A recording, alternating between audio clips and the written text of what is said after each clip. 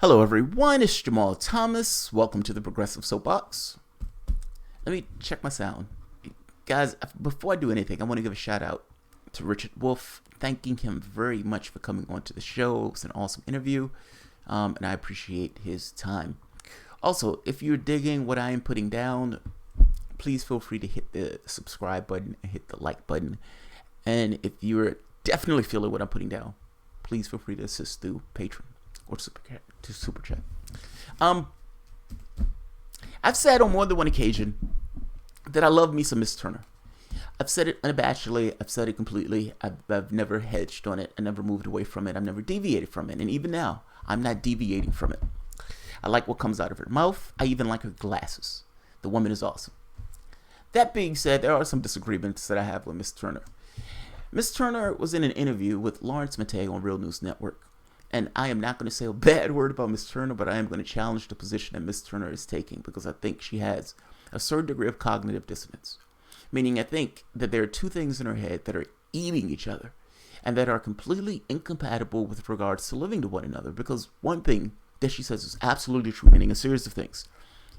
This idea of money in politics is a problem. This idea of pushing candidates out the race is a problem. The Democratic Party is captured by people with means, by plutocrats, as opposed to the people who actually they want to vote for them. That's a problem. They don't mean what they say. They're not walking the walk. All these things. She would get up there and she would be full-throated, and I would be sitting there like, yes! Do it, Miss Turner. Do it. But then she gets to the prescription. And the prescription becomes, we need people power. Okay. And we need to get people into political process. Okay. But what does that mean? I don't know what that means. Does that mean they need people power to go vote for Democrats? The way Democrats are arranged now, do you honestly believe they're choosing candidates? Everything that you said prior was perfectly true about the failings and foibles and fuck-ups and problems with the party. What's the prescription? How do you hold a party accountable when the other party is full of maniacs? And it seems like that's where she hits her head. I don't know how to hold them accountable, so I'm kind of stuck with them. That's not a prescription. I think ultimately, I'm gonna play it first. I'm gonna play a clip. I'm not gonna go full into it. I'm gonna play a clip. There are two clips. I'm gonna play the first clip. I'm gonna talk about it and play the second clip. I'm gonna talk about it. The clip is short, but this is why I love Turner. And this is why I also, sometimes I'm like, what are you doing? What you're offering is no prescription. Like, the Democratic Party lost 1,100 seats all throughout the United States. They lost the House, the Senate. They lost the Supreme Court, even when they were supposed to be able to choose their person for the Supreme Court. And they lost to reality shows. Now, this in no way was their come to Jesus moment, because they turned around and screamed Russia at the top of their lungs and immediately pivoted to obfuscate from all of those failings, all of those problems, the reason why people rejected them all throughout the United States. And they doubled down, assuming that Donald Trump would be so bad that people would come back home. Your plan in this idea of people power and everything else, I don't know what that means.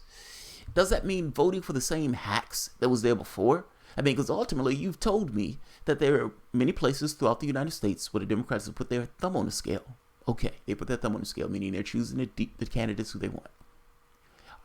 Is the prescription really for people to go out and vote for the hacks that the DCCC chose? Is it really to go out and vote for the hack that the DNC puts up for the president of the United States, the person who was the most corrupt, the person who could be bribed with the most cash? This person can raise $1 billion. They're open to being bribed to the tune of $1 billion. Is that the prescription? Should Democrats go out and vote for Joe Manchin now that Joe Manchin is beat Paula Swearengin and is running against a Republican? I'm trying to understand. Let's take a look at what she has to say, and let's talk about it after. And right here. Come on. It's Steny Hoyer, the number 2 Democrat in the House, trying to convince a progressive Democrat to drop out in Colorado. Nina Turner, when you heard this recording, your reaction and how you think it speaks to the attitude that national Democrats like Hoyer are bringing to races across the country. It really is unfortunate, but at least the citizens of this country get to glimpse behind the curtain. And really, that conversation revealed what many of us know all along is that the establishment wing of both parties, both Republicans and Democrats, they do the same thing. They just want to win, and they want to win no matter who they have to shut down to do it. And this type of approach to politics, while it may get you the win, it is not the sustainable way because the democracy is absolutely stronger.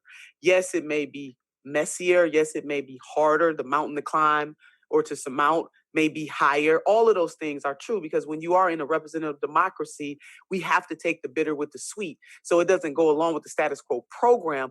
But what that type of mentality does is that it impacts the the democracy, small d democracy, because it is a stronger democracy. Not only the more people from all walks of life who even dare to run for office, but also from the perspective of the voter. And it is unfortunate, but this is the way this game is played. And the only way it will change is if the voters in this country mount up a consequence for this kind of behavior. It is, truly. Yes, agreed. Fucking yes, agreed. But the problem is, your consequence is going to end up saying vote Democrat. You, Ms. Turner, are a Democrat. Is the consequence to vote Democrat? The consequence is to say, I'm done, and to pull yourself out the political system in the way the political landscape is. To not reward the Democratic Party for doing bad stuff. You're right. There needs to be a consequence. But what is your consequence? If you were willing, after Sanders was cheated and shafted, after you were kicked off the stage, even after all of that, if you still come home and say, vote Clinton, if you're still considered yourself a Democrat after all of this, meaning you're explaining it perfectly, calling it unfortunate is the greatest understatement on the planet. I've never heard such an understatement. This approach to politics, meaning you're talking about this kind of gamesmanship with politics, this scorched earth approach to politics, saying that it's bad for the democracy. This has nothing to do with the representative government. This has nothing to do with the democracy. This has everything to do with winning. There's a difference in those things, Ms. Turner, and you know there's a difference in those things. What I mean is, our capitalist system doesn't take into account the environmental toll of the actions that the people take in the system. So yeah, I'm going to dig this shit out the ground and pump that shit into the sky. I'm living in somewhere else. I'm not breathing that air. So if it adversely affects the people with lung cancer or whatever else, emphysema, I got billions. Fair enough. If the politics is the same way, the goal of it is to win, and the other stuff is less important. And of course, this is a cynical representation of politics, but it is correct. It is what people do. It is literally what Ms. Turner is saying that these guys are doing, this gamesmanship. How do you get elected? And you get elected by hook or by crook, because the point of the thing is to get elected.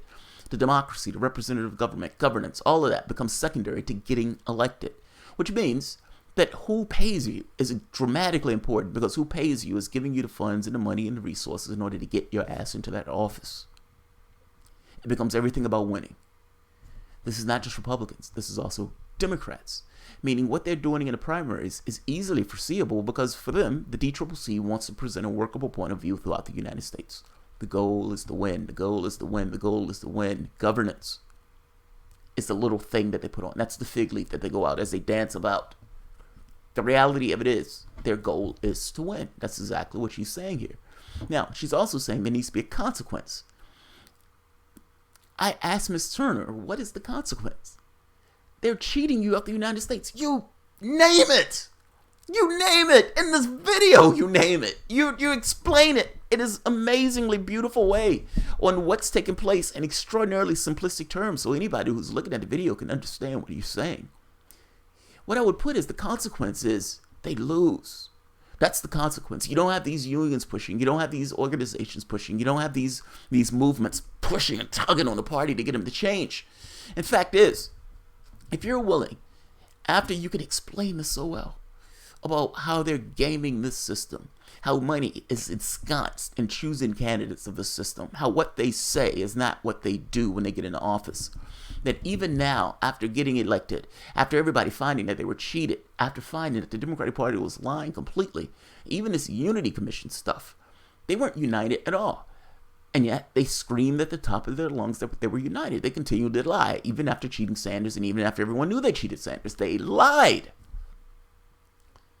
How, Ms. Turner?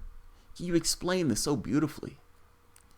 You can say there needs to be a consequence. And I ask you, what is that consequence? To me, the consequence is they lose. This is a political landscape. Their goal is to get elected. The goal of the win is to deprive them of what they're trying to accomplish. Yes, I understand. From a democratic standpoint, you let some monsters in that office, but 1,100 monsters has stepped into those seats already. What is the consequence? And is the consequence to support Joe Manchin? After Joe Manchin and his other cronies were paying to get the most batshit crazy Republican to try to win because they believe that Joe Manchin, his valueless corporate self who voted like 60% with Donald Trump, that was the only person he could beat. The guy who nobody thinks washes his hands. My point here, Ms. Turner, and I know I've been long-winded on this. What's the consequence? What's the consequence? The consequence is they lose. The consequence is making sure they lose. The consequence is saying, I'm going to vote for the person who I believe represents my interests, and nobody else. If the Democratic Party is going to cheat my candidate, then my candidate should run against the Democratic Party, knowing full well that that candidate is going to pull votes and make that person lose. Stop whining about this. And I'm not talking about you. I'm talking about many of the other lefties. Show your teeth. The point in this is we all go down together, or at the very least we try to make a way forward. But the way forward is not to just automatically kowtow to whatever the Democratic Party does when you know full well that you're being cheated. You're explaining that you're being cheated. And I ask you, what is the consequence? What is this consequence that you speak of so eloquently? What is this consequence? If this consequence is not that they lose, Steny Hoyer should lose, Nancy Pelosi should lose, all of these people who believe that cheating lefties throughout the country, if the lefty loses on their own merits in their district, fair enough, but this is not a fair race. This is the DCCC posting their workable corporatist point of view all throughout the United States. And this is you knowing that they're using gimmicks, knowing they're not representing the interests that they say they're supposed to represent, knowing that they lost all this much because they're not giving the public the key thing that they want in the democratic process. You know this. And yet, you still support them. You still support them. Joe Manchin went on a TYT. He didn't go on TYT because he was scared of Paula Spurgeon. He went on TYT because he was scared of the Republican. The primary hadn't even been over with yet, and he was terrified of the Republican. He thought he was going to lose his seat. And he was so shaken by this that he wanted to go and present himself to lefties to try to say, see, I'm not that bad of a guy. Yeah, I voted with Trump 80 or 60%, how many ever, but I'm not that bad of a guy. We believe, we go to the heart of people. All this nonsense that he was spewing on TYT. The goblin, the beast at the door, the thing that walks that they're terrified of, the thing that's hunting them throughout the country, the thing that they're absolutely terrified of is losing their seat. That is the monster at the door, and so that is the bat that we must use because that is the only bat that we have at our disposal. The potential for them to lose is the push. It's the change. It's the thing that you're looking for. When you said there needs to be a consequence, that is the consequence. If you toe a particular line, you lose support, and you lose support in mass. There is a solidarity of no, rebuking the failures that have taken place all throughout the United States. They handed us over to maniacs. Are you serious? What is the consequence? What is the consequence? That's what I want to know. What is the consequence? Not platitudes of, oh, people need to rally up. No. What is the consequence? The organized, only consequence that is at your disposal is the potential for them to lose. And until you get to the point of saying, I will withdraw support from any Democrat that does not toe a particular line, this is a red line. Yes, it's a red line. Call it whatever you want to call it. But there's a fundamental level that I am no longer willing to go. And I am not going to support a party that all of these tricks and all of these things that they're trying to do to get elected while at the same token trying to get the same voter block that they're trying to shaft to vote for. If that voter block wants change, that voter block needs to be willing to pull itself from the electorate. If we all burn, we burn together. That needs to be the policy. There's one more that I want to show for this. Again, love me some Miss Turner. Don't like the platitudes.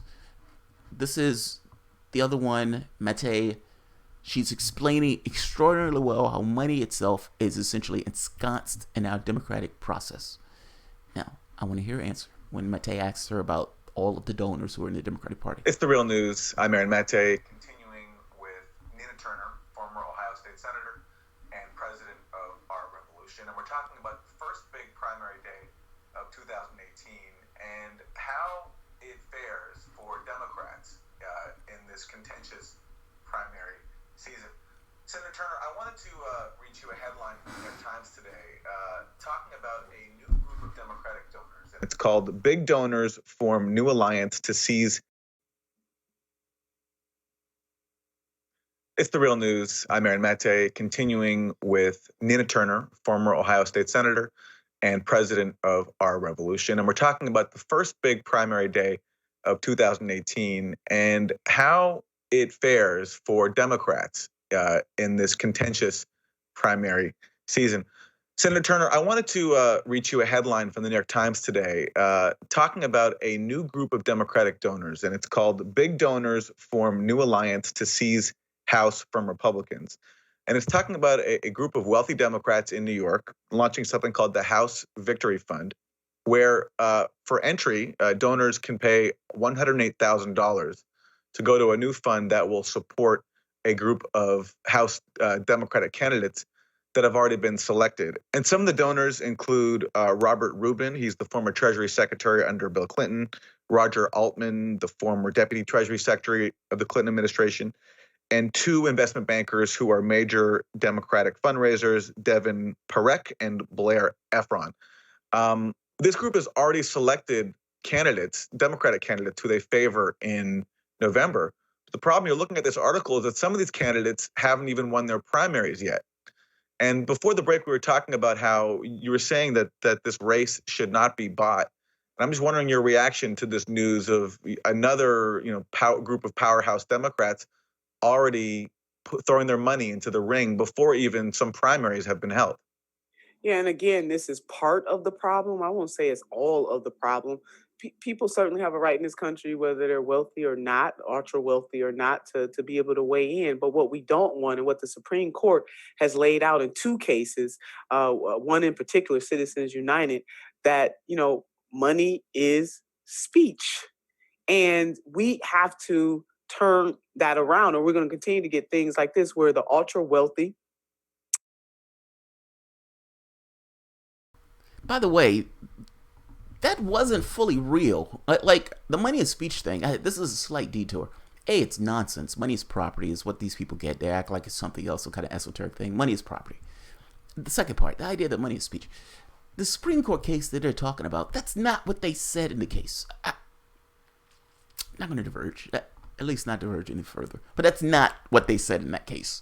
Well, the person who wrote that on the lettering of it, other cases started to essentially just take what was written as opposed to going into the case itself. It's almost like they took the summary of the case. But they didn't look into the case. And at a certain point, it was unchallengeable because it became this kind of court doctrine. Let's keep going. I'm sorry. I didn't mean to interrupt. Can get together and pile up money and decide who should, who are the people who will represent us. And that's not the way it should be in a representative democracy. Everybody should have voice. They should have equal voice, whether they have millions of dollars or whether they only have a few $1,000s to be able to participate in the process. And that's why campaign finance reform is so vitally necessary. Now, if these donors are getting together to say, let the process play out, and then, we're going to support, candidates on the back end of the primary process, and that's one thing. But to be able to amass this kind of money and decide who the candidates are going to be even going into the primary with that kind of money, it's the outweigh. It's not just money in general, but it's the outsized impact that money has on races across this country from both parties. And so, again, the American people, we're going to have to step up and say that enough is enough and that we will not tolerate this anymore. And they're more, people power is greater than any money power, but the people have to rise up. And some people are just really discouraged and frustrated, Aaron, because of articles like that, because of revelations like that, because of what you just let the viewers know is going on.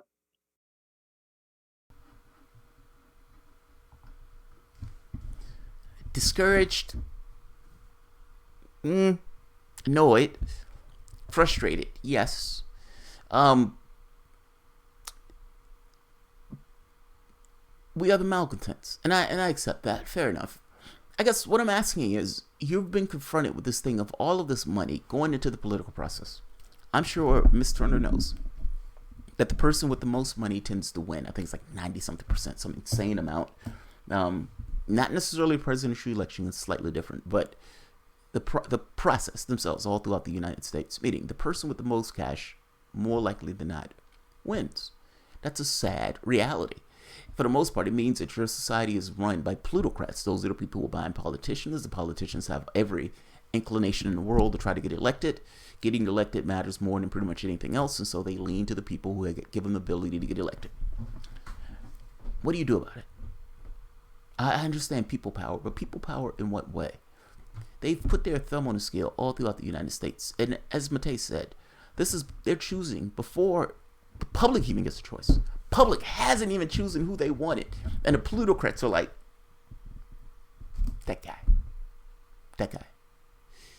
This is a meta narrative taking place where, take the presidential election for the moment. Hillary Clinton loses. You have plutocrats saying, okay, what can we get them to buy? Whoever we put into that office is going to do our biddings, but we need to throw something back. And the level to which we throw back is going to be the person who gets elected. So what can we offer the public? What about somebody more Clinton-like? No, she didn't win the first time. What about somebody more like Kamala Harris? Maybe. At the very least, she says Medicare for all, so at the very least, it gives them something, as opposed to some of these other candidates who they don't believe they're going to get anything from.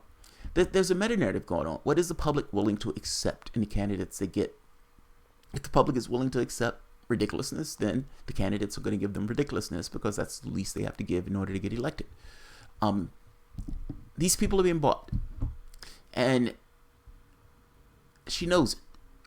Matei knows it. The majority of the American public knows it. The people haven't risen up.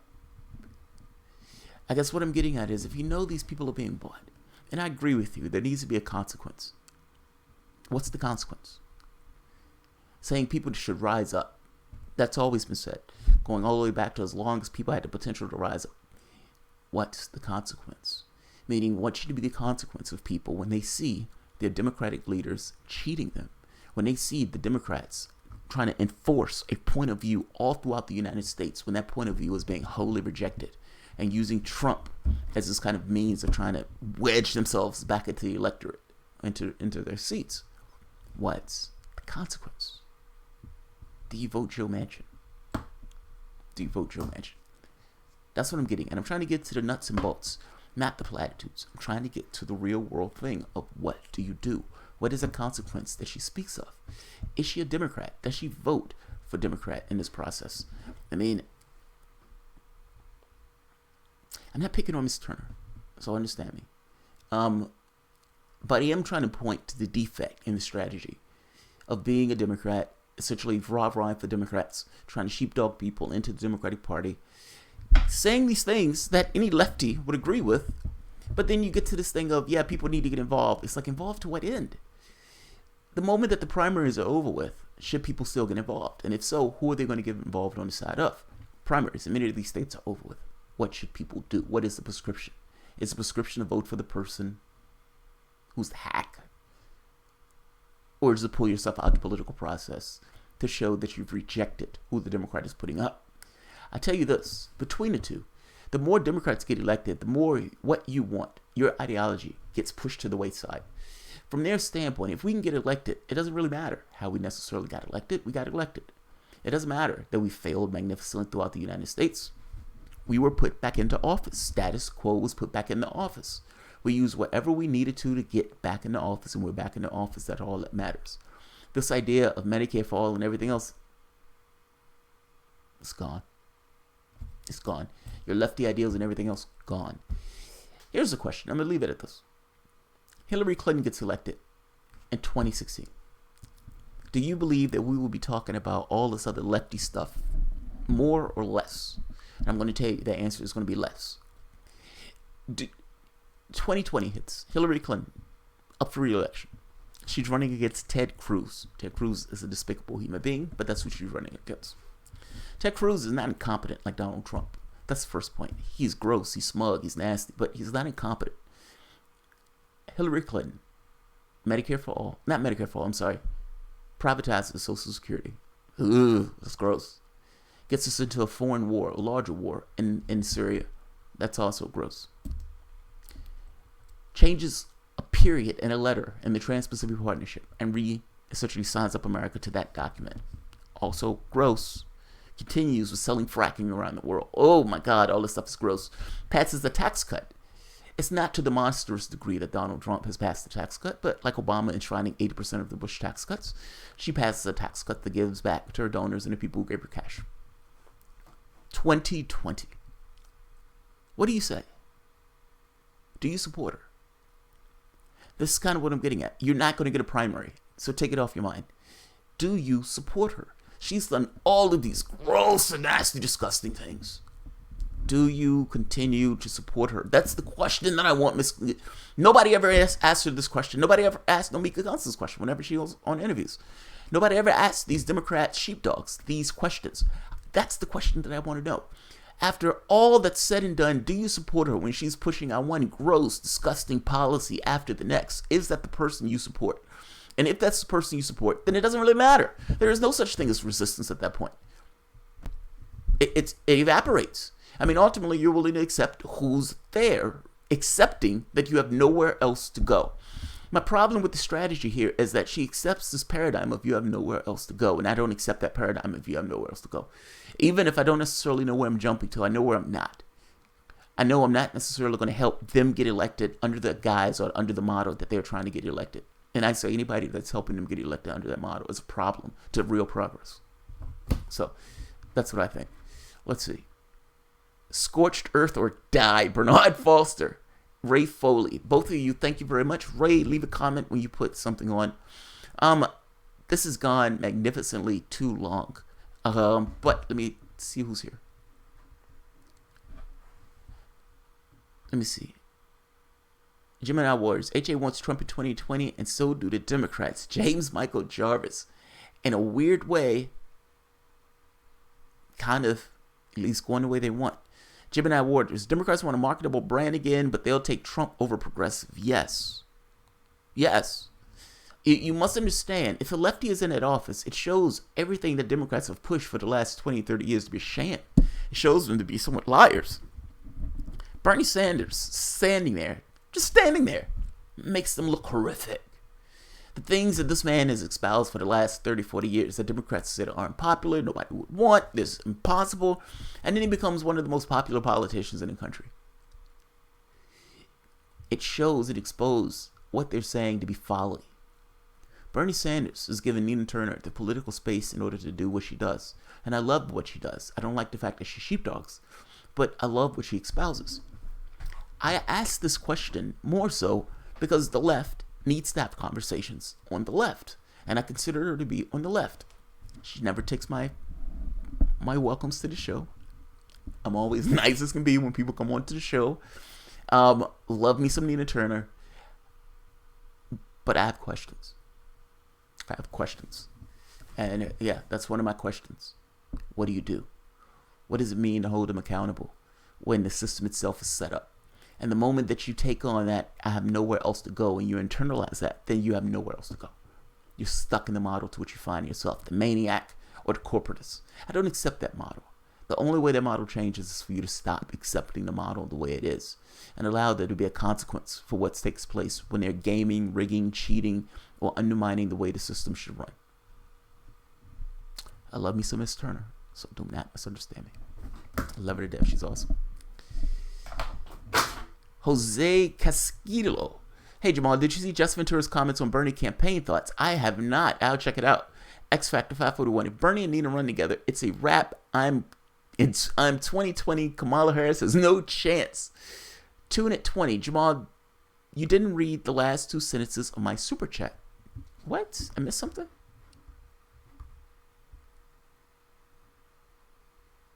I didn't see anything else.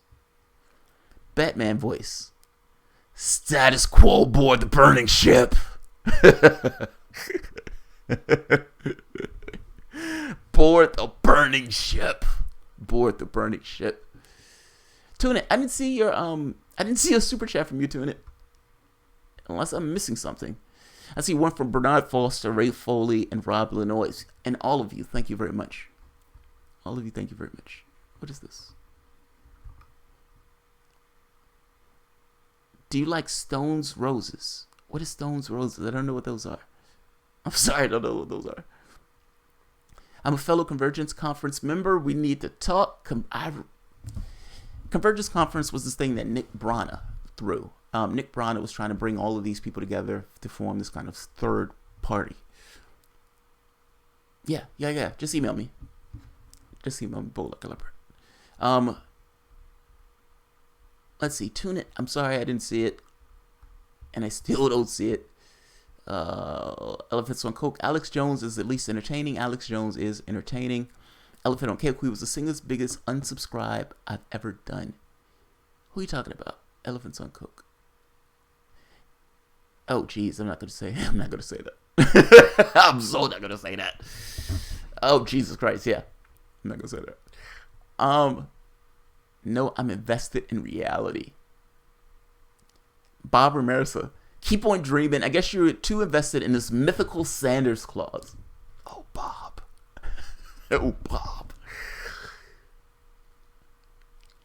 X Factor 541. Why are half these comments talking about Jimmy Dore and HA? We're on Jamal's channels, guys. Yeah, that's funny, right? They're taking the piss out of HA for his thing. Jamal, you'll know at least two of my super chats. Yo, tune it. Tim, what are they? Tell me now. I'll read them out. I'll say it out. Let's see. Oh, no, from previous streams. I'm sorry if I missed it. I asked about bringing on Jill Stein. Tune it. I would love to have on Jill Stein. I met Jill Stein briefly once. And tell me the other one so I can read it out. I met Jill Stein once. We were at Left Forum. It was a Left Forum. And I'm with, oh God, Dave Denton. I'm with Dave. I met Dave. Dave was one of my subscribers. And him and I hung out at the Left Forum. We were there, like 2 days. And didn't know him beforehand. We just kind of met up there. Like I just ended up, he noticed me. I was getting a sandwich and he was like, "Are you Jamal?" I was like, "Yeah." He's like, "Dude, I'm one of your subscribers." So we're walking out. It's at night. I'm thinking about going to the park to play chess. And we see Jill Stein getting into a car. And we run over like, "Hey, Jill, how's it going?" And she's like, "Hi, how's it going?" And I say, "Look, can I ask a question?" And we're trying to get the camera ready to record the question so I can use for the channel. She just looked at me as this nobody who's bugging the shit out of her before getting into her car. To be fair, it was kind of out in the open. It was random. And I don't necessarily know if I would have been all that amenable talking to just random person either. So, but now I would love to have her on the channel for a conversation. She's been getting a lot of heat recently, and I would love for her to clear the air with that. So yeah.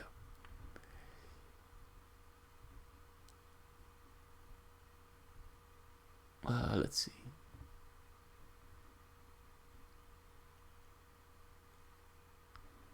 And what's the other one? Tune it. Garnome, I'm glad you're waking up to what's up with Nina. Garden, I've always said that. Like, I've always said, I love me some Turner. I just don't necessarily like sheepdog stuff. But to be fair, I've said the same thing with Sanders. I could like somebody and have a go at him. I mean, it doesn't necessarily stop me from having a go at him. It's to me, it's always, how does this line up with my values and what I want to accomplish in the world? And if what I want to accomplish in the world is change, then status quo doesn't cut it. And if status quo is putting a thumb on the scale, status quo is doing things that allow them to get into office at the expense of a representative government, at the expense of any level of democracy, then yeah, I'm against that. And if you're propping that up, I'm against that. Even if I like the person who's propping it up. So yeah. Hey, at least Sanders isn't a Democrat. Gemini Waters, there you go.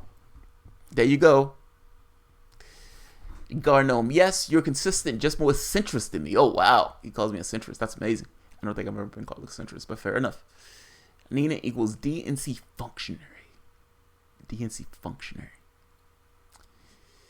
Yeah, unfortunately, to some degree. Stop grooming the DNC sheepdogs for him, Jamal. I hear you, Bob. I hear you. Metal mashing mad. How do you feel about anarchism as a political ideology? Yeah, that's Chomsky's thing. The anarchism makes a good point, and I don't consider myself anything, even though I've been called this kind of anarchist or this I've been called a communist, an anarchist, a social, what's the other thing called, social libertarian or socialist libertarian. I've been called all sorts of stuff. Look, the anarchist, one of the main tenets of this is power needs to justify itself. Is right. Power should justify itself. Just because something is a powerful thing doesn't necessarily mean that thing is right in and of itself, if that makes sense. You create this organization, just because this organization has been around for 10 years doesn't mean that organization, meaning time it's been there, doesn't necessarily mean it needs to be there further. Power should justify itself. If you have these centers of power, those things need to make themselves, they need to be held accountable. Not to mention this thing of, my only issue with anarchism, and there may be other issues, I don't know all of the ideology. I've heard Chomsky talk about it. But the thing is, assume for the moment you have an anarchist society. Let's say you have these small enclaves, these smaller societies of these kind of local communities. I don't necessarily think I want to be involved in each and every political choice that takes place. I kind of just want the shit to work. I don't necessarily want to have to pay full attention to it all the time. That's the first point. Second point is, how does that deal with global events? So assume for the moment that Europe is kind of anarchist society, meaning you have all of these smaller things. And maybe I'm getting this wrong, so ignore me if I'm getting it wrong. How does that deal with refugees? Like you have refugees coming in mass from another country. And not even refugees. How does it deal with climate change? Like how does it deal with these global events where you need more than smaller communities in order to kind of deal with those events? I imagine you can have an anarchist society. They have smaller societies that link together in this kind of thing. But I'm not against it. And there are tenets of it. Yeah, there are tenets of it that I find right. But there are tenets of a lot of stuff I find right. I don't like ideologies. I'm not a big fan of ideologies. Cardinal, in many ways you have more faith in electoral politics than I do. That's true. I suppose faith is what I'm getting. Yeah. That's true. It is true. Fraud with. Jamal, the linking together is called syndicalism. Like syndicated. So organized anarchy. Yeah, that's my only thing with the anarchist thing. It's I don't know all the tenets, so I always get a little antsy about commenting on stuff about each and every detail because I'm going to get emails saying, hey dude, there was this tenet going all the way down in this book on this chapter that said this about anarchy. It's like, all right dude, I'm not that involved. I just want shit to work the way it should work. And what I mean by that is the ideology or wrapping yourself in this kind of rigid ideological framework gets a little problematic to me, and I get a little antsy about it in any scenario. I have more of a technological vision of the way things should be organized. But I'm not against it. And if you're talking about a fair system, or at the very least that has less inequality, a system that doesn't necessarily allow people to be roughshod over this thing of freedom of the individual and all this other stuff, then yeah, I agree. On those, I agree. Love and care over ideology. Fuck yes. Atheists, wink, wink. All of them, I don't discriminate. God's favorite atheists. I love it. Absolutely love it. All right, let's see. All right, I'm going to end this here. I mean, we've been dicking around for a while. I have a few videos that I want to do today. One is Pat Buchanan on RT. Can you imagine that shit? Republican, right-wing Pat Buchanan.